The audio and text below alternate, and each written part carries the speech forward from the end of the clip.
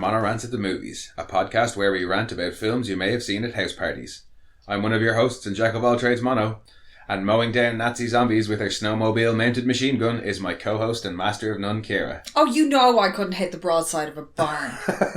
I'd be better off fucking shooting in the opposite direction. You just drive into them. Yeah, no, that still wouldn't work. Terrible at it. Yeah, I'm probably falling off the cliff. Yes, there's probably quite a few Nazi zombie films at this point. But the snowmobile should give people a hint as to what it is. Yeah. And the old episode title, which they'll see before they listen to any of this. But anyway, we're talking Dead Snow. I don't know why, but I completely forgot what the name of the movie was. I was like, Nazi zombies? Isn't that actually a film? It is. Yeah, that's why I said there's several films that have Nazi zombies now. But not many of them have snowmobiles. No. Except for probably Dead Snow 2, which I haven't actually seen. No, I couldn't find it. Yeah, there was a Nazi zombies in 2010.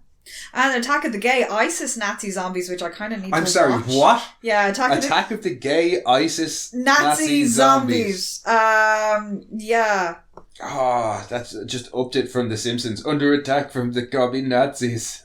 And Nazi zombies, I think we're alone now, which follows on from the original. The gay one? Or from the Nazi zombies one. I'm sorry, why is Adolf Hitler credited as being an actor in one of these? Because it's probably stock footage. Return of the Blood-Sucking Nazi Zombies. I just typed in Nazi zombies into IMDb and this is just what it's given. Well, that gay ISIS one definitely has to get watched at some point. Super Santa versus Nazi zombies. No, you've lost it now. None of them are the film we're talking about today, though, in fairness. No, that didn't show up at all. Mind you, Because it's not called Nazi Zombies, it's called Dead Snow. They did want to call it Red Snow. Yeah. Because there was a Norwegian miniseries of the same name. I don't know if it was about the same thing. I didn't actually bother to look it up. What, Red Snow? Red Snow. Yeah, they decided just for international audiences to just go with Dead Snow. Yeah, well, it makes sense. This is kind of what it is. Yeah, well, I mean, if it has dead in the title, there's a good chance there's going to be zombies in it. Yeah. But this one I actually have absolutely no fucking recollection of when I saw it first. I think I was aware of it before it came out and was like, I want to watch that when it comes out. I remember the trailer very distinctly because it was Hall of the Mountain King. Yeah. All the music in it is Norwegian, and that's a great example of Norwegian classical music. And it's them running and the horde chasing them and an avalanche following that. Was this the trailer that had all the World War II stock footage? Yeah. That then isn't at all in the film? Yeah. Yeah. They really didn't give anything away. No, and it's kind of good, and I don't really want to give away an awful lot about this myself, because I think I said it to you yesterday when we were watching it. I was like, I had forgotten how good this film gets. It's a little bit boring at the start. It's a little bit slow kind of getting where it needs to go, but once it gets there, it's fucking amazing. Yeah, no, that was... I it just gets really... I don't remember this film being quite so boring and formulaic. And no, here it is. And it's just, the second half of the film is just such madness. It's great fun. A lot of love towards Evil Dead 3 in the second half of the film. Well, the Evil Dead series in general and zombie films in general, but particularly the Evil Dead and Brain Dead. He did the annoying film guy, who unfortunately is us in this situation, is wearing a Brain Dead t-shirt. Yeah, I was thinking about making our intro about that scene where... when they're like, don't talk about movies again? No. The scene for the next half hour? No, the scene where they get it on in the toilet. Yeah. Also, but drafty. That's a long drop. That you get a breeze up from underneath. It's cold. It's freaking cold. That's not all that comes up from underneath the long drop in this film. Oh, God. It's do you get a tetanus shot or... Yeah, because afterwards I'm like, is that blood or is that... Yeah. Oh, it went in my mouth. I don't know which would be worse in that situation. But before we take a deep dive into the film... Oh, God. Shall we go for a summary? Why not? 7 medical students head off on their Easter vacation to... I don't know. 7? Yes. Is there? Oh, yeah, there is. Wow, I forgot many of them. No, I fucked it up anyways. 7 students head off on their Easter vacation to a remote cabin in the Norwegian countryside, planning on meeting another friend there. But after a stern warning from a creepy and pretty hypocritical local, and no sign of their friend Ciara, her boyfriend Vegard, I wasn't paying attention. Her boyfriend sets out the next day to find her. As the 6 remaining friends continue to party, they find a box full of old gold and awaken something evil in the surrounding hills. Evil. Evil. Evil. Doesn't get much more evil than Nazis, I suppose. No. Well, Nazi zombies. Nazi zombies. And that's not a spoiler because they're on the cover. Yeah, and it's Nazi zombies. And yeah, that's how they sold the film. Yeah. Nazi zombies chasing you through the snow. And it's so much fun. It really is. And you were saying as well that it's also partially based on a Norwegian... Well, the way the zombies are is based on a Norwegian folklore? Yeah, because they're not... If you've seen the film, you know, and it doesn't give away much to say they're not your typical, like, Romero zombies by any means. No, I like to think it's because ghouly. of the whole Nazi necromancy kind of jive that they had going on. Apparently that there's some sort of weird cursed somebody trying to like save them. If you're gonna have Nazi zombies, what's the point in making them Nazis if all they do is like shamble around and bite you like any other zombie would? Yeah, you'd want them to be calculating and these zombies retaining their faculties and their hatred and... Yeah, these zombies use weapons and tactics and stuff like that, and yeah, they're supposed to be kind of part zombie, part Draug, D-R-A-U-G anyway. It's a Norse mythical being that it's an undead creature who would inhabit the graves, but often the graves of important people, and then like hoard the treasure in the grave and attack anybody who came to try and take it. They're dragons. Somewhat. They're like some sort of weird magpie vampire where they come about you at night, but you know, only steal your shit. Vampire magpie is probably better than dragon anyway. Little pig, we've come to nick your tally. But yeah, no, you get that vibe in it with the whole the fact that it's the Nazi gold that they're after. Yeah, and the whooshing. Oh yeah, they have varying speed. Yes, they have fast. Gears. They're fast when they need to be fast and slow when the film needs them to be slow. But I'll give them a pass. Yeah, and the main one likes to stare wistfully off into the distance. The main zombie. Yeah.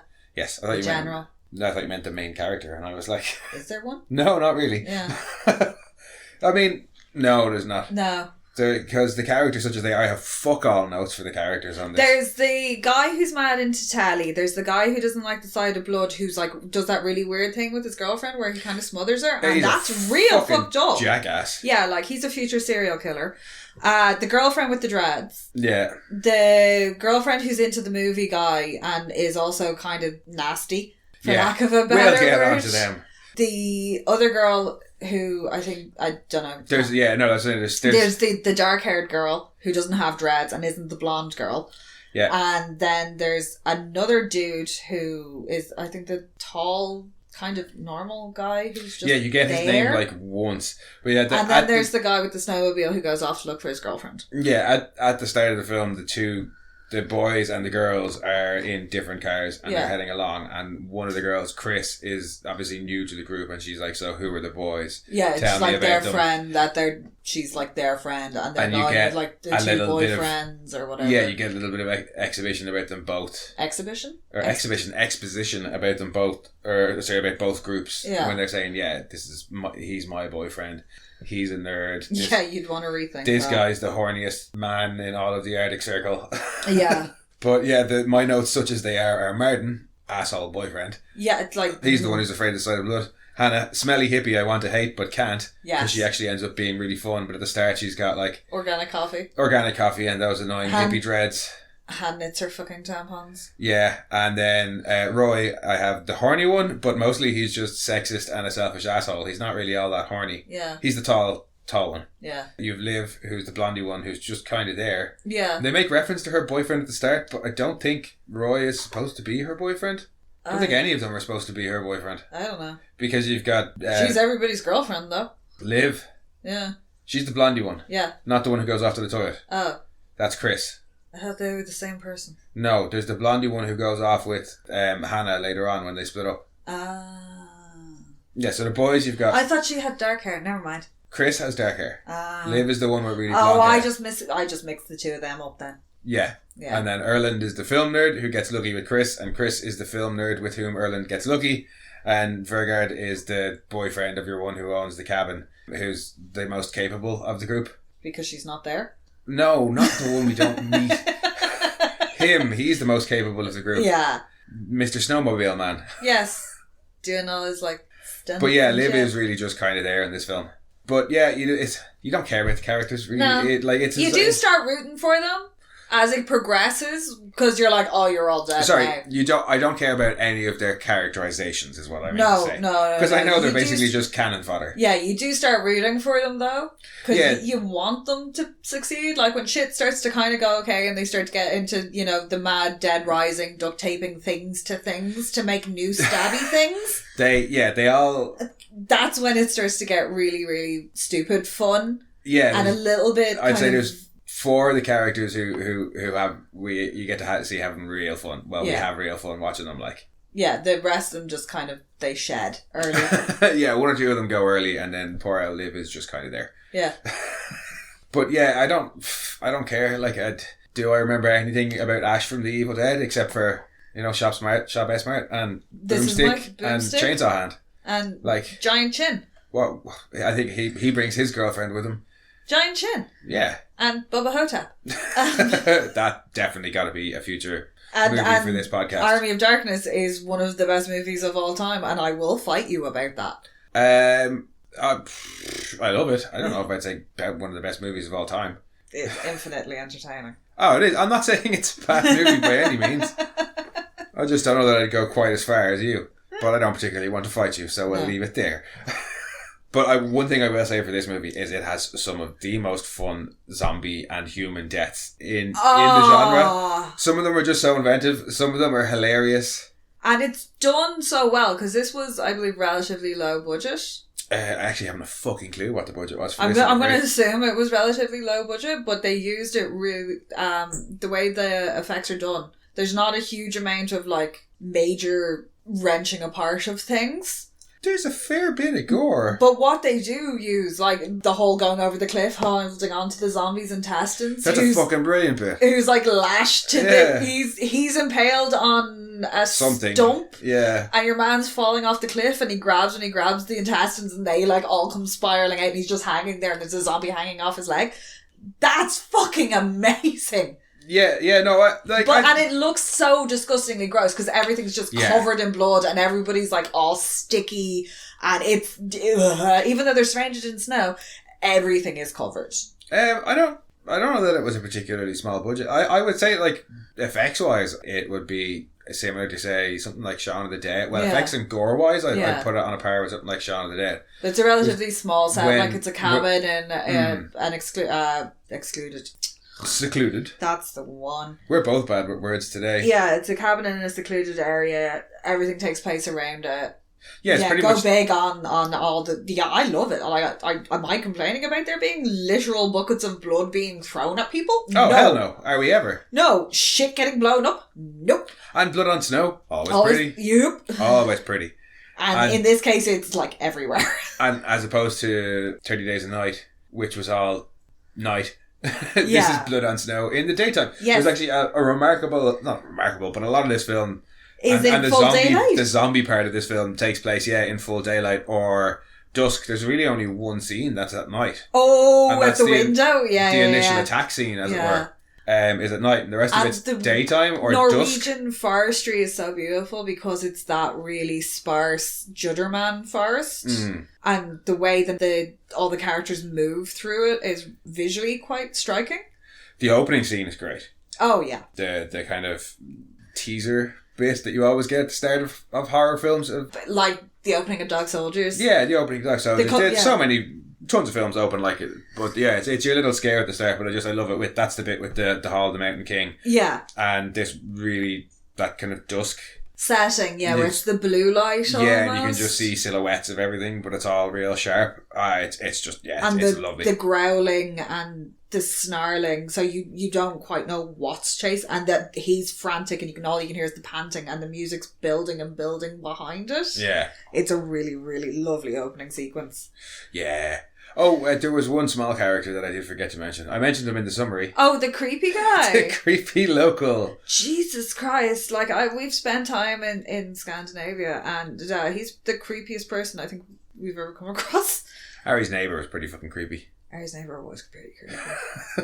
But yeah, he's that atypical cliche horror character in the cabin in the woods type film. Don't do it, Yeah, they don't go up there, don't you know? But he cracked me up because what's dead stays dead. Comes back round. When he appears and he asks the kids for a coffee and they give him a coffee. That is a very stereotypical Scandi question. That's like just show up and be like, hi, can I have coffee? Can I have coffee? Yeah. You're here at this cabin and it's warm and I've been out, let me in. Yeah, give me coffee. Give me coffee. And then this coffee is shit. Yeah. But no, he tells them, he kind of like, in atypically gruff fashion is like, oh, I don't suppose you young kids bothered to look at any local history before you came up here. But it doesn't matter because we kept it hush Yeah, anyway. and they're like, no, what are you talking about? And he's like, oh, things happened up here. Things people don't like to talk about. And it's like, if they don't like to talk about it, why would it be in the local history, you jackass? Yeah, because he's all like to cover up that you were Nazi sympathisers in the war. No. But then, yeah, he gives them their stern warning and then, is all like, don't go up there. And then fucks off up there himself. Yeah. In a tent, too. Yeah. And then announces that he has a gun. Yeah, no, that's... Instead of keeping it as a surprise. He's like, hello. I am armed. Okay. Oh, we do need to point out that this, I don't think, is... This is only available in subtitles.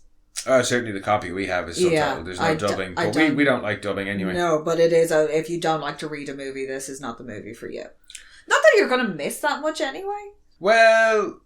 his history and like one or two bits? No, one of the best gags in this film is... when he goes out to the outhouse. No. I'll tell you what, I haven't talked about that. No, well, I don't know if it's one of the best gags, but it's a great gag when one of the characters does get bitten. I'm not going to say who or anything. And he's freaking out about the fact that he might turn into a zombie. And his mate turns to him and says, come on, your granddad was Jewish. Do you think they're going to want to recruit you? Oh my god. Yeah, and so yeah, you will miss out on a couple of choice gags if you don't have at least the subtitles. I assume the dubbing is okay as dubbing can be. Yeah. But yeah, no, once the second half of the film rolls around, yeah, there's not an awful lot of like heavy plot development or anything going on. It's mostly just screaming and running. Yeah. They're there, they party, they touch things that they shouldn't touch, and evil awakens and goes, give me back that shit. Yeah.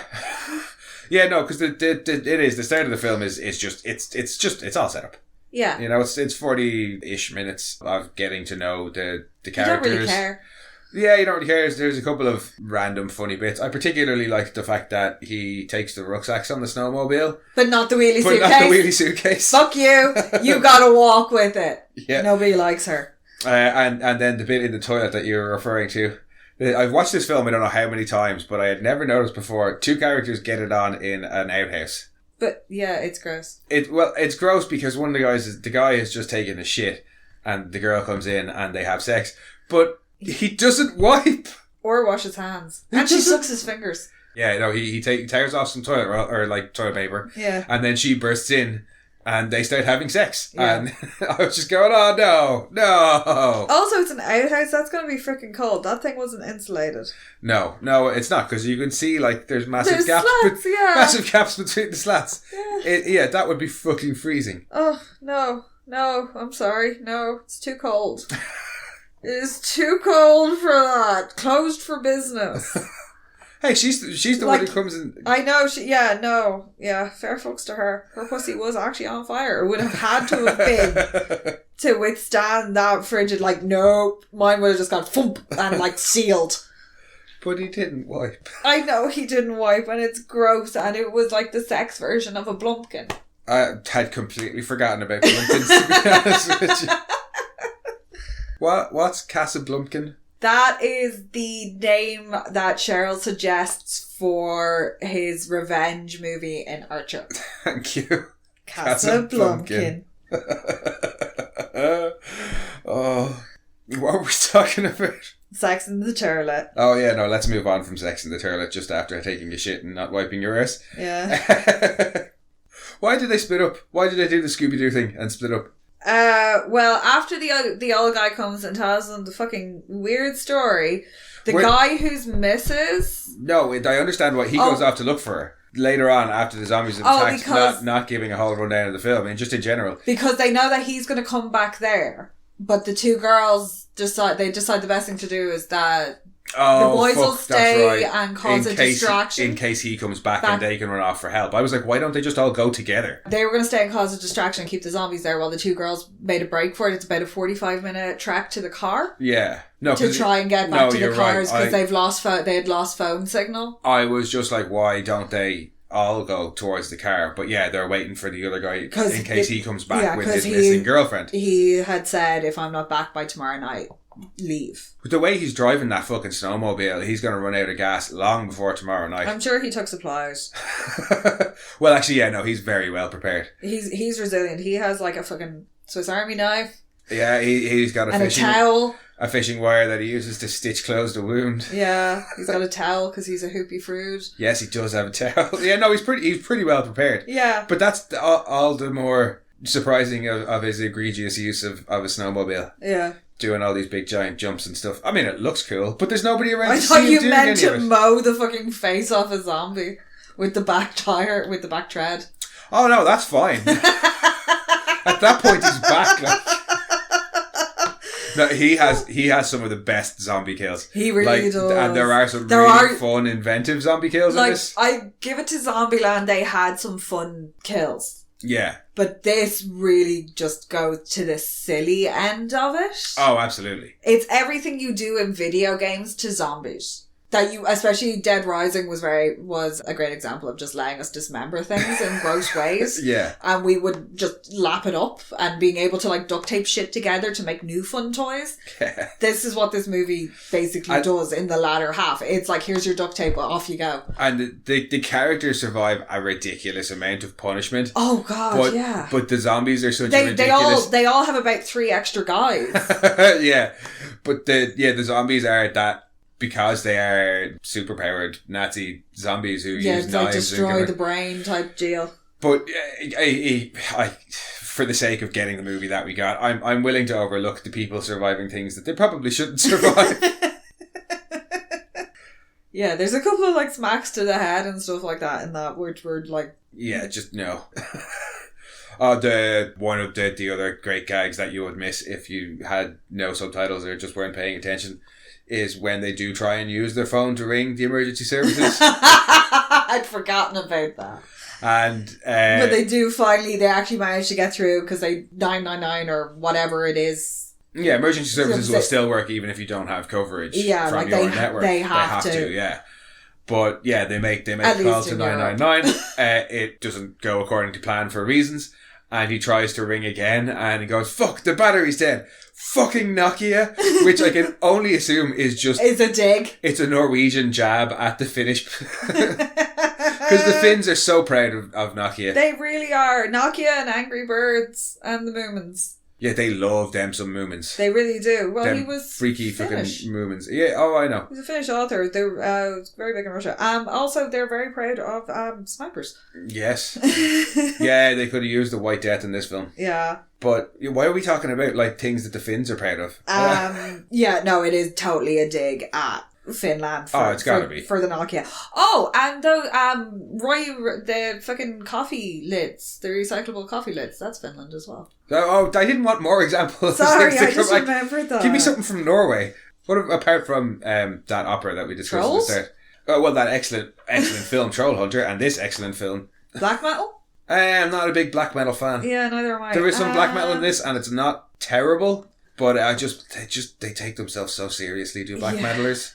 And I can't be doing with all the face paint and stuff. Yeah, it's just a whole lot of effort, and nobody got time for that. Yeah, I don't have time to burn down churches and to murder my bandmates either. But those churches are so pretty. Please don't burn any more of them down. But they're so pretty. That's another thing that they do is really weird, haunting architecture.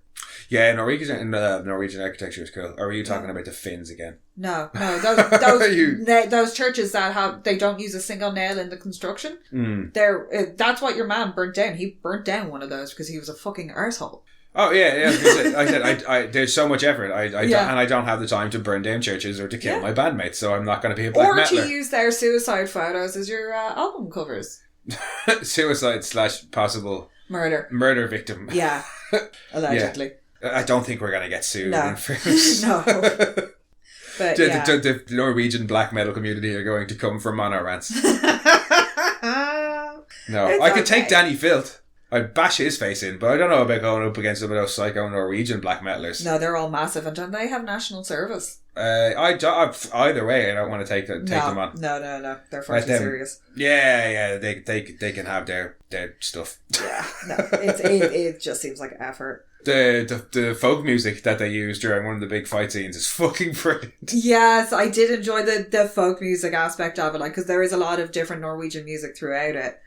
I'm pretty sure it's all Norwegian music. It is. I assume none of it was in English. No, but that little folk ditty. Yeah. I don't know why it works so well. Yeah, no. I will say for the variety of music that you get in it, from the classical to the death metal to the folk to there's some kind of normal rock and some indie. Yeah, it's all placed really, really well. Yeah, no, it works in such a bizarre way.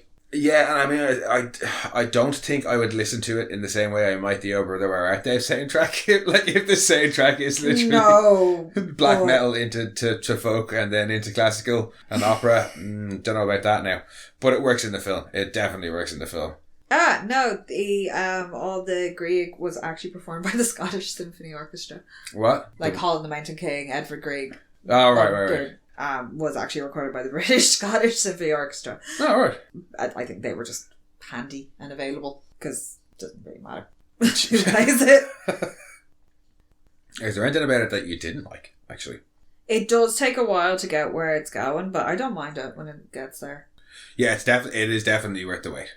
Yeah. Yeah, I mean, it's not like I want them to immediately get attacked by zombies 5 minutes in or anything. Yeah, I like seeing them out playing and tubing and stuff like that. Oh, I absolutely want to get pulled around on you want to get pulled off? Oh, sure, I want to get pulled off too. But I would also like to get pulled around in a giant inflatable tube from the back of a snowmobile. Yep. That looks hella fun. Yep. There are a couple of fun bits along the way before all hell breaks loose.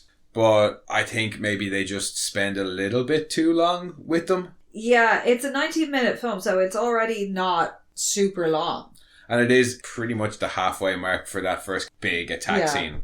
I think there could have either been less original characters, because there's too many of them you don't really care. And apart from creepy boyfriend smothering thingy, one of them's mad about movies, and I mixed up the other two, and I forgot about one of them. And there's the guy that leaves. There's too many of them. I don't know if there's too many of them, because... there's enough of them for cannon fodder for later, but there's too many of them for me to really give a shit about them. Yeah, that's it. So stop trying to make us give a shit about them at the start. There is two... Between the hiking up scene, the tubing in the back of the snowmobile, there's a snowball fight. That's one hell of a nutshot, though. It is.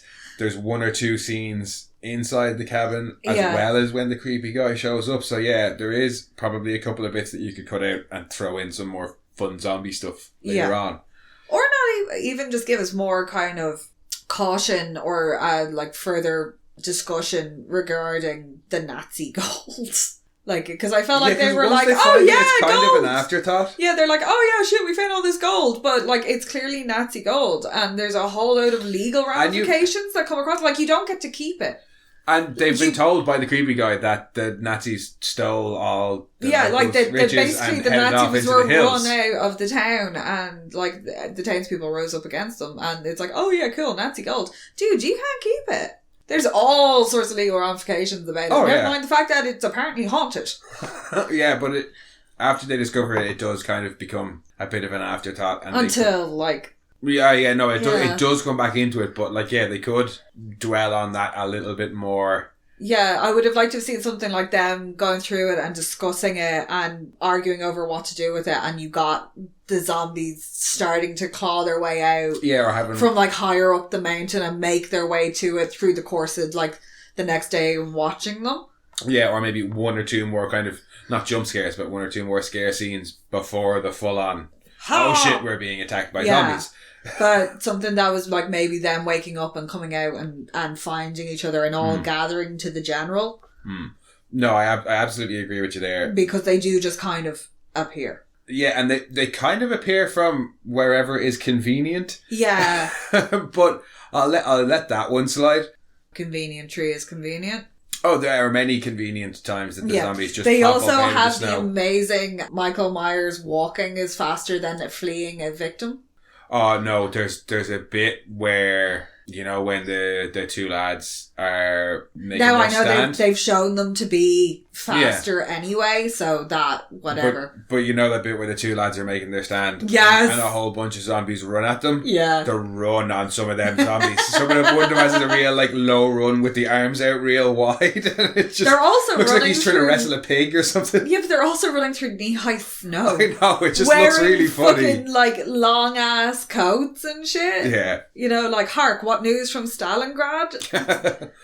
Well, actually, the costuming for the zombies looks great, except for the ones who are supposed to be the snow ones, the guys in the snowsuits. All the guys in the like Nazi uniforms. It's all real weathered and it looks real old. But the other guys are just in white parkas. Yeah. I cannot look at that hat with the emblem and not be like, are we the bad guys? Are we the bad guys? Yeah. Our hats have skulls on them. Well, I mean, there's no question when you're an undead. Well, in fairness, it's Hugo Boss, so it would have worn well. Yeah, that's why those parkas held up so well. Yeah, well, like, so does all the stitching. It's all the craftsmanship and quality that comes to Hugo Boss. Oh. But yeah, I think that's probably the only negative thing I would say, like proper negative thing I would say about it is just that it's a bit slow to start, but it more than makes up for it. Yeah, that's the thing is once it gets going, you want more of that. Yeah. More fodder! More people at the cabin! Fuck it, let's call it a rager! Well, or even have them come across a couple of other people. Fleeing? Yeah, while they're fleeing, they run into some other people, and then we can see some other humans get ripped apart that we absolutely don't care about. Oh, so make it like a little like cabin resort in the woods, where there's like a couple of cabins dotted, or you know, like you can rent out cabins in national parks and things like that. Yeah, well, they could come across like a couple of people out skiing or something like that, or just some other people you can introduce to get mown down. As long as it all goes okay and it doesn't end up like the Human Centipede where they knock on entirely the wrong door and have a horrible, horrible time of it. I don't want to see Nazi zombie Human Centipede. They should have stayed with the guy who was jacking it in the car. I mean, absolutely. Sew all the Nazis' assholes to their mouths. Sewn back together wrong. In just one giant big circle of Nazis sewn together. Cool. Yeah. But yeah, I don't want to see a crossover between these two films. No, because that move, it wouldn't be too far from Scandinavian sense of humour to have them burst into a cabin that has some other entirely different horror movie happening in it. And just back away slowly and then run off. Burst into like Rare Exports or something. Yeah. Like, oh shit, wrong film. Just be like, okay. Piss on you, I work for Mel Brooks. Not the face! There is one of the how do I do this without going too spoilery? Non-spoilery. There's a really cool POV victim shot, for lack of a better word, and there is also some cool zombie POV in this film. Yeah, it's a little bit weird. The zombie POV? Yeah. It was a bit like, what? Yeah. Predator vision? They only use it the once. Yeah, and it's bizarre. I think they were like, look, it looks kind of fancy. Yeah, but the POV victim shot is really fancy and really cool, and not something that I have seen a lot before. Yeah, having it followed by the zombie POV, zombie vision. Zombie vision. Like cheapens it. Yeah, no, because that was one of the cooler visuals, because there's not like anything particularly. It's not very often you get to see the person being like as they get like as they get chomped on, but they're coming kind of in and out of consciousness, and it's portrayed really, really well, I thought. Yeah, because there's not an awful lot of like there's no like mad artsy visuals. We said the opening is really nice, and the way they use silhouettes and dusk is really nice. I like it once they're out in the broad daylight, once they move into the tree line. And using the distortion of the trees, because a lot of Norwegian hardwood is that kind of... birch? I don't know. Well, it's all like high altitude snow, so it's all very thin and sparse. Yeah. But it still manages to break up the landscape in a really visually attractive way. And they use the shadows, even though it's full sun and light's being reflected off the snow, they still kind of find those little shadows and dark spots to cover their movements. Yeah, no, and the chase scenes in particular are really well done. The couple of chase scenes frantic. that they have. Yeah, they do. They really get across the frantic side of plus things. you're, again, trying to run through fucking knee-high snow. Yeah, I can't imagine that was much fun. No. Well, at least you'd be warm. Well, you do get that impression a couple of times when they're running and they're really not going anywhere that fast. They buckle up and fall over a couple of times. That's just from trying to run around in the snow. Yeah. But there's a couple of really nice visual bits like that. But the POV victim shot I just really, really liked. Yeah. I just really liked that one. Anything else that stood out for you? No, I like it when they find the tent and he opens it. Yes, that's nice. Yeah. That's very well done. I do enjoy that. And also, why you should always have orange. Yes, you should always have orange if you go up the mountains. Uh-huh. But Vergard, whatever the hell he's called, the boyfriend guy who goes off on the snowmobile. Do you ever see the girlfriend? Does he find the girlfriend? Spoiler. I've forgotten about that entirely. But yeah, his whole thing to go off and find the girlfriend, that's a lot of fun to follow as well. Yeah. And like, you can't really blame him because this creepy guy has come up to their gaff and been like, here's a weird story. But at the same time, there's a fucking creepy guy out there and she's on her own. Oh yeah, no, that's why he goes out. He goes out because there's a creepy dude just lurking about. No, I don't question him going off to try and find his girlfriend. No. It was when they split up later that I was questioning. And then you answered that one with... Yeah, because remember he stood outside and he's banging the pot and being like, yay, zombie, zombie, zombie, zombie. He calls them, come on you pussies, come and take a bite out of me. And then turns to his mate and goes, oh, was that a bit full on? I think they might be quite pissed off now. Because there is some of the gags, like just the scripted gags are equally as funny as any of the on-screen gags. Yeah, it is really well written. It is very enjoyable as well, but I think a lot of the on-screen gags come from them just trying to deal with being in the snow. Yeah, and I mean, like, we could go on very much into specifics and talk for ages, but I don't want to give away because... No, it's so silly. Yeah. And it's really enjoyable, and it's one of those ones where in the first half you don't really have to pay attention. You can like think about making a bowl of popcorn. Yeah. And then in the second half you throw that popcorn all over the place. Yeah, you sit your ass down, make sure that you have everything you need to do, put the phone away, because when the film hits the 45-minute mark, you want to be paying attention. You want to be paying attention and you want to be watching. And I'm not saying ignore the start. No. and I'm not saying the start is without merit. But it's a grower, not a shower. Yep. And I'd say that is definitely how Chris felt in the toilet or Erland felt in the toilet when Chris came to see him. It was cold, y'all. It's cold in here, don't judge me too harshly. Judge you for not wiping, you filthy fucker. Also splinters. Also draft. Also ew. And spiders. Well, I don't know. That cold? There's always spiders. There's always spiders. This is true. But I think that about wraps it up for me for Dead Snow. Yeah, without ruining it. Yeah, without ruining anything. Because all the fun is in the second half, so and I think go and watch it. Yeah, it's big enough at the time. It got a fair bit of attention, but I don't think Rare Export? Which one came first, Dead Snow or Rare Exports? Rare Exports. Yeah. Different director, though. I know. But there was kind of like a rise in... Because Troll Hunter was like the first of the weird... Around then? Yeah. And people kind of went, huh, before the whole Scandi noir genre kind of took off with the likes of The Girl with the Dragon Tattoo. Oh, yeah, and that whole like dark detective mystery type thing. There was kind of like the silly Scandi sci-fi. Scandi horror or comedy horror. Comedy horror. They are good at comedy horror, I will say, the Scandis. Yeah. They really, really are. Because like... Troll Hunter's great, Rare Exports is great, this is great. I'm sure there's a whole bunch of others that we're not aware of. If anybody knows any, please send them us our way. Yeah, because those three in particular really, really enjoy. We really should check out the second one of this. Yeah, because it's called Red versus Dead. Yeah, we owe it to them. Yes, we owe it to them, and there's nothing in the film that would preclude a sequel. If you know, you could easily launch into a sequel from any number of angles from the way this film ends. You know what I mean? It's not like they don't sequel bait or anything like that. No, it's just there. Yeah. But yeah, I think if you haven't checked it out, like anything we cover, if you haven't checked it out, check it out.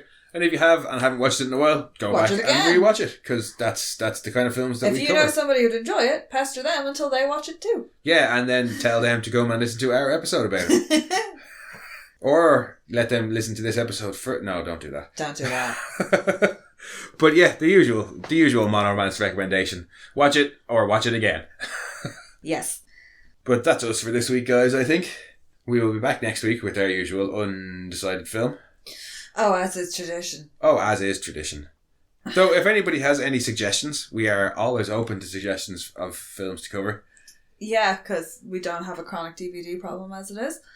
Oh yeah, no, I mean, like we need to go and spend any more money in DVD stores. But really annoy the guys in their local CEX by spending hours in there trawling through the €1 rack. Yeah, but we will. I got some gems out of the €1 rack. Oh, yeah, absolutely. Well, I mean, we spent less than that on last week's film. We spent 75 cents on Evolution so that we could cover it for the podcast. Ah, yay. The joys of a dying media. It's great for us. Let's reap its corpses. But yeah, no, if there's anything you guys would like us to cover, get in touch and let us know. And if you would like to, you can do that via Twitter for the minute, @rantsmono, Instagram we're still on Instagram. It's there. It's there. And if you want to, you can contact us via Instagram. We're monorants_the_boys. And you can send your own rants to monorantspodcast@gmail.com. We'll be back next week, guys. But if you can't last till then, you could always head back and check out some of our previous episodes or our other podcast, Monorants the Boys. And we'll talk to you soon. Bye-bye. We are Science Fiction Remnant. This is the Funny Science Fiction Podcast. We are the Caribbean Science Fiction Network. We are Monorants. We are One Accord Level 2 Podcast. This is Jesse from Sudden But Inevitable and Open Pike Night. This is Sci-Fi.